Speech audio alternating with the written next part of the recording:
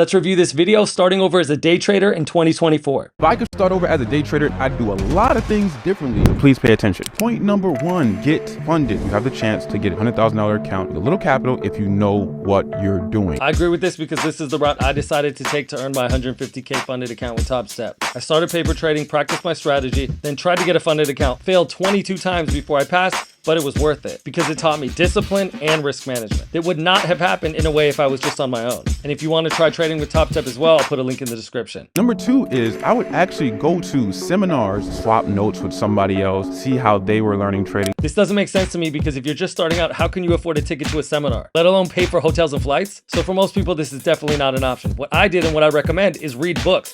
Almost free. Here's my best recommendation for beginners. Number three, I would have dropped out of college a lot sooner so I can lock in on this particular skill set. Straight up, I don't agree with this statement. I know it's very popular online these days to say drop out of college. And yes, college might not be for you, but personally, I went to college and I'd be lying if I said that I regretted it. And I think it's helped me with my trading. To get my major in business, I had to study finance, accounting, and economics and do well enough in those classes to pass, which I did and did not drop out, even though I was tempted and even though it was difficult. And that discipline is something that I'm very grateful now to have. So maybe you shouldn't drop out of college. Maybe you should stick with it to prove to yourself that you can complete a 4-year commitment. Oh, and by the way, there are powerful forces out there that don't want you to go to college and get educated. Number four, I would stop trying to turn a $20 account into $2,000 because I'm giving myself negative beliefs already about this market. 100% agree. Your goal in the beginning is not to make money. Your goal is to lose less. Then your goal is to break even consistently. And once you can do that, once you can break even month to month, then and only then is your goal to actually try and make money. Of course, you're always trying to make money, but you have to go in steps. And the learning process happens in stages. Beginners always want to skip steps. I know because I was one of them and I tried to do that myself and it came back to bite me in the ass. If you try and skip steps and not do what I'm saying right now, you will set yourself up for a world of hurt. So just be patient with yourself and go in stages. Start with trying to lose less, then break even consistently, then make money. Number five, I would immediately start a live account to learn how to trade with the lowest amount of money a broker would allow me to deposit just to get my emotions in check. Absolutely not. I just think this is bad advice. And I'll tell you why. A demo account is actually one of the greatest tools for discovering the hidden forces that affect your trading more than anything else. But as a beginner, you don't know this. Every beginner thinks that a live account is basically just the same as a demo account, and that they can easily transition from one to the other. I know because I thought that same stupid thing myself, but as a beginner, you don't know this and no one can convince you otherwise. And yes, someone might argue, well, that's just a waste of time. You should just go straight to the live account and kind of figure it out there from the beginning. And I say, if you did that, you would literally never have an opportunity to see the hidden forces that you actually need to go to work on to succeed in the long term. If you start on a demo account and then you move to a live account, you'll think that it's the same thing. Then you'll be shocked that it's not.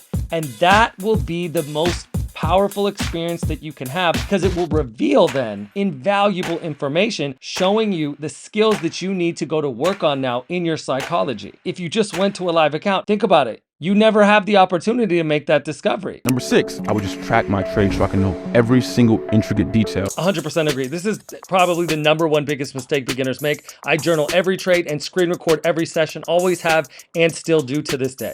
And if you're not doing both of those, what the hell are you thinking? Before I open TradingView and start trading, first I open this application here called ScreenFlow. And I go here to the recording settings and I make sure that I'm both recording my screen and my audio. That way during the session, in case I don't have time to write things down, I can just say them out loud and then I'll be able to go back to the recording, see them afterwards. The market can move very quickly and sometimes you don't have time to write it down, so it's good to just be able to blurt it out and then go back later and see it on the recording. And if you're not doing trade journaling now and you want to start, this is the application that I use. It's called Day One. I set up a template so within a couple seconds I can just click it and get the questions that I want to ask myself. So I do this to record both my trades and my thoughts, emotions, and perception during the session, and then after the session I have what's called an after action report where I ask myself the following questions. If you want to get started with journaling your trades or just upgrade your journaling, these are some really good questions to ask. Number one, what went well?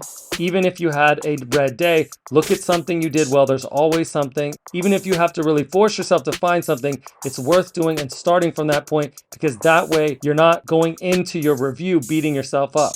Number 2, mistakes made. This is where you look at the mistakes made. Almost always there's mistakes, even if they're small ones. You don't want to avoid looking at those. And if you did well, it's especially important to look at those mistakes because that's going to show you how to do even better in the future. The next question is oppositions you faced. Anyone that does trading consistently knows that it's hard. So look at the oppositions you faced and note those here. And this is important to note because knowing your enemy is always rule number 1. And a saying I like that really gets the point across here is hug your demons, because if you don't, they'll bite you in the ass. And the last couple questions are learned or relearned. Trading, you're always learning or relearning lessons. So were there lessons you learned based on the mistakes you made or oppositions you faced, or was it just a reminder of something that you need to learn and deepen your learning of even more? And the last question, any accumulated emotion. An accumulated emotion is like, are you leaving the trading session totally okay and complete with what happened? Or is there still some lingering emotion like upset or even excitement? Because anything like that can really hurt your performance if you don't release it before coming into the next session. Number 7, I would never think baby pips was enough to just get me over the hump. It's just a book of definitions. It's not like specific strategy. Let's check this out. I'm assuming he means babypips.com, this free website for learning trading. And what we've got here is some really solid education on the fundamentals of trading. What is support and resistance, trend lines, trend channels? I mean, just have a look.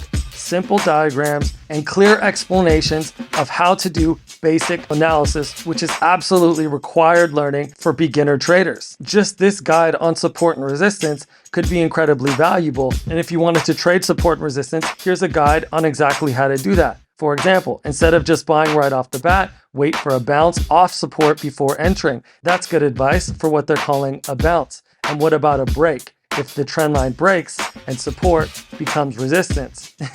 They've got the aggressive way here to just enter right away on the break, or they've got the conservative way, which would be to wait for a pullback and then enter. That's all super solid. And this site, from what I can tell, is completely free. Now I see his point. These are all just fundamentals. It's not actually a step-by-step strategy like this. This is my strategy for trading breakouts with a specific setup to look for and exact instructions on where to place your stop, how to enter, and where to take profit. So he's right in that you'd still need to come up with those things and create exactly how you want to trade. But you could do that based on these fundamentals without that much effort. So my question is he saying this because he really believes this site is not enough for someone to learn how to trade? Or is he saying it because he has a course that teaches strategies and he wants you to buy that course from him? The most important point I would do if I had to start over, never think technicals is more important than psychology. Well, yes, I agree. However, you don't want to swing to the other extreme and start thinking that psychology makes technicals irrelevant. Your technical strategy matters a lot, and disregarding the importance of your technical strategy is just as bad of a mistake as disregarding psychology and can kill your profits just as much. Subscribe for more videos like this. And if you like that video, I've got another one for you, my 3-part guide to scalping. Click here to watch that now, and I'll see you in the next video.